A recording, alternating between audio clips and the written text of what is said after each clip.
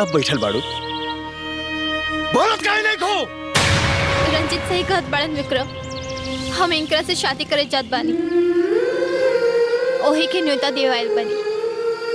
काल हमनी के मंगनी ह। अरे वाह, अरे